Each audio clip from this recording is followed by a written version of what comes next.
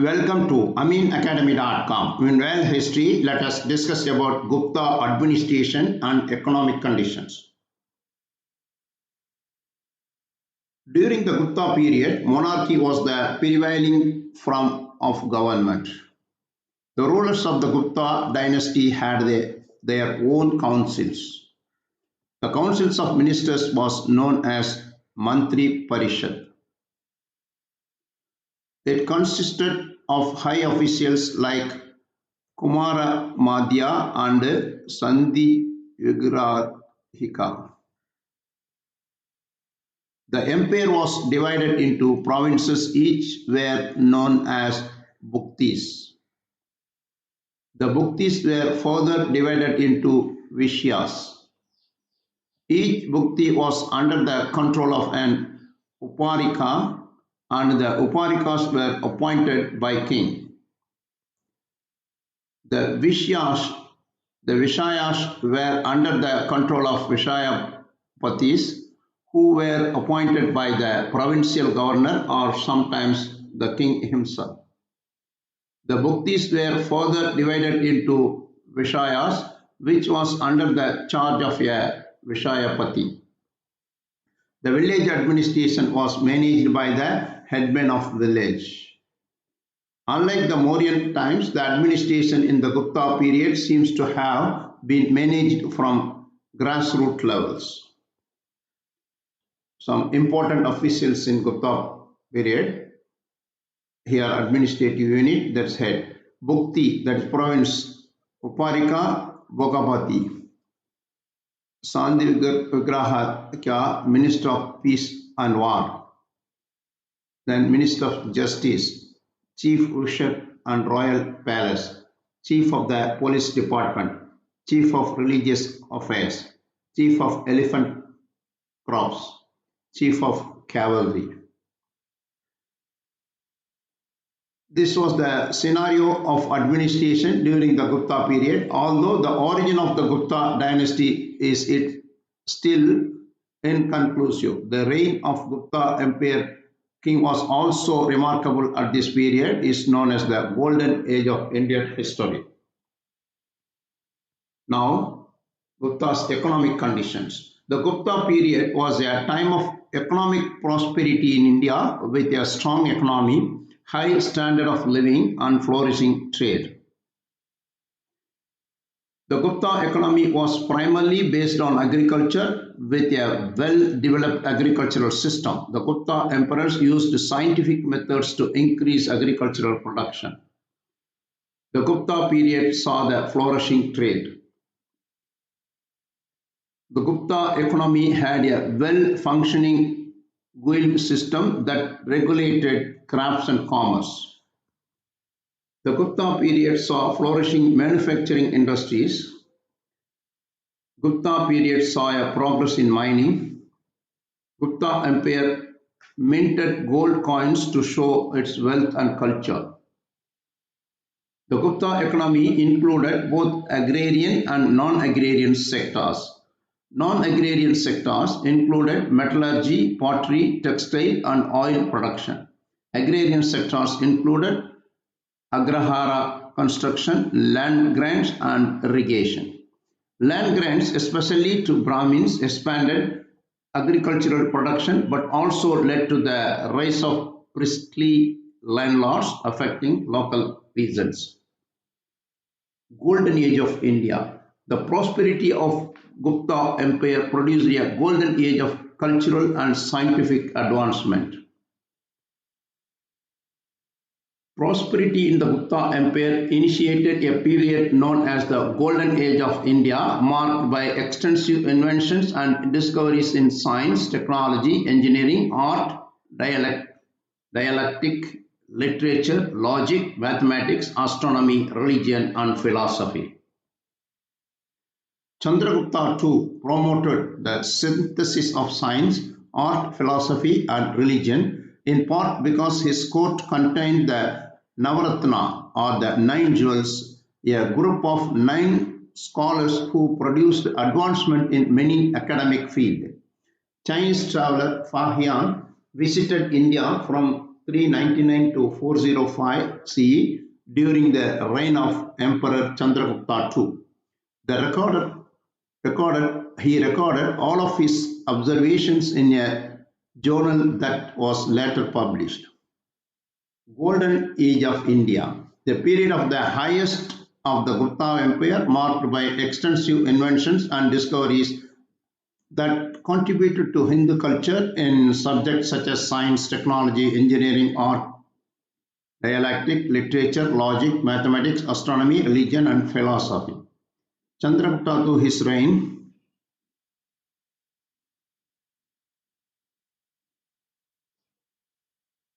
Ayurvedic, a form of alternative medicines established in India, the prosperity created under the leadership of Gupta Empire, which covered much of the Indian subcontinent from approximately 320 to 550 CE, established the wide pursuit of scientific and artistic endeavors.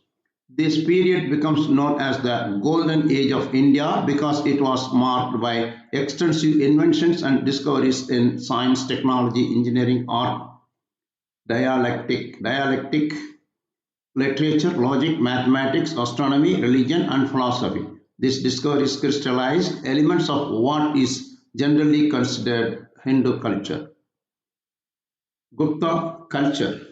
The prosperity is created under the leadership of Gupta Empire, which covered much of Indian subcontinent from approximately 320 to 550 CE, enabled the wild pursuit of scientific and artistic endeavors. That period becomes known as the Golden Age of India because it was the marked of by extensive inventions and discoveries in science, technology, engineering, art, dialectic, literature, logic, mathematics, astrology, religion, and philosophy. These discoveries crystallized element of what is generally considered Hindu culture. I read two times because it's important part. Science, literature, and art. Although Chandragupta I and his son Samudragupta were prominent rulers, the reign of Chandragupta II included the greatest promotion of science, art, philosophy, and religion by the government. Chandragupta's court was even more influential than those that came before or after because it contained the Navaratnas or the nine jewels, a group of nine scholars who produced advancement in many academic fields. These scholars included Aryabhatta, who is believed to have envisioned the concept of zero, as well as working on the approximation for the long form of number pi. Aryabhatta is also believed to be the first of the Indian mathematician astronomers who postulated the theory that the earth moves around the sun and is not flat, but instead is round and rotates in its own axis. He also may have discovered that the moon and planets shine due to reflected sunlight. Varahamitra was an astronomer, astrologer, and mathematician whose main work is a treatise on mathematical astronomy. Sushruta, a famed Indian physician of the Gupta period, wrote a Samhita, a Sanskrit text on all of the major concepts of Ayurvedic medicines. With innovative chapters on surgery, other scholars of the Golden Age helped create the first Indian numeral system with a base of 10. The game of chess also likely originated during this period, where it is early form. Chaturanga contained game piece for infantry, cavalry, elephant, and chariots, each of which would evolve into the modern pawn, knight, rook, and bishop, respectively. Here Krishna and Radha playing Chaturanga. Kalidasa, considered the greatest poet and dramatist of the Sanskrit language, also belonged primarily to this period. He wrote plays such as Shakuntala, which is said to have inspired the famed German writer and statesman Johann von Goethe. Centuries later, Kalidasa also became renowned for his study of the Sringara, a romantic element of literature. The Indian scholar and Hindu philosopher Vatsyayana authorized the Kama Sutra, which became a standard work on human sexual behavior, while Vishnu Sharma was thought to be the author of the Panchatantra fables, one of the most widely translated non-religious books in history. The cultural creativity of the golden age of India produced magnificent architecture, including palaces and temples, as well as sculptures and paintings of the highest quality. The walls of Buddhist shrines and monasteries were decorated with colorful frescoes, type of wall painting. They showed scenes from the life of the Buddha, the ascetic and philosopher who lived in the eastern part of the Indian subcontinent, sometimes between 6th and 4th centuries, on whose teaching the Buddhist religion is based. Some shrines were cut out of the cliff, the, and although dark, they were also decorated with sculptures and paintings. Here, the Savatara temple. The golden age of India produced many temples decorated with various sculptures and paintings, such as the Dasavatara temple, also known as the Vishnu temple in central India. Now, next, influence on East and Southeast Asia. That is Gupta influence on East and Southeast Asia. Gupta dynasty promoted Hinduism but supported Buddhist and Jain culture as well. Gupta Buddhist art influenced East and Southeast Asia in the trade between regions increased. The Gupta Empire became an important cultural center and influenced nearby kingdom and regions in Burma, Sri Lanka and Southeast Asia. Classical forms of Indian music and dance created under the Guptas are still practiced all over Asia today. Fahian was one of the first Chinese travelers to visit India during the reign of Gupta Emperor Chandragupta II. He started his journey from China in 399 CE. He reached India in 405 CE.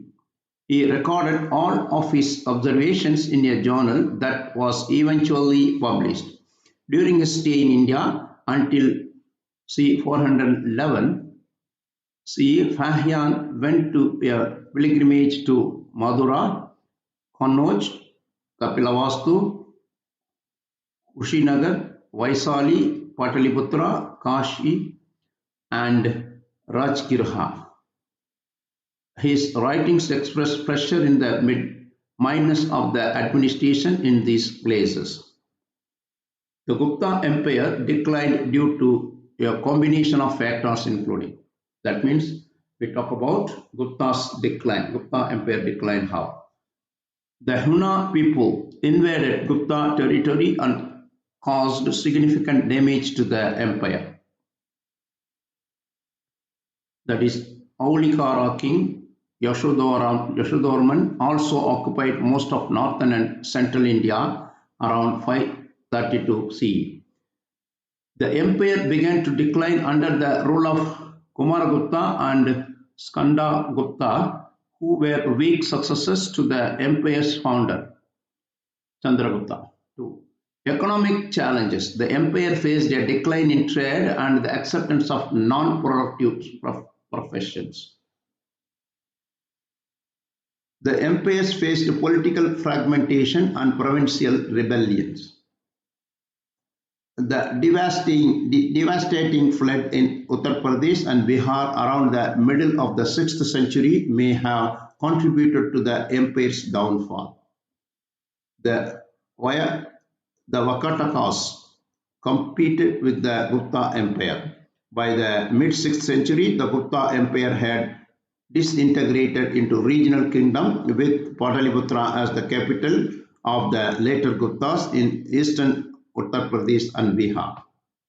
So far we discussed about Gupta's economic and military as well the golden age of Gupta period. We have done. Please subscribe our YouTube channel.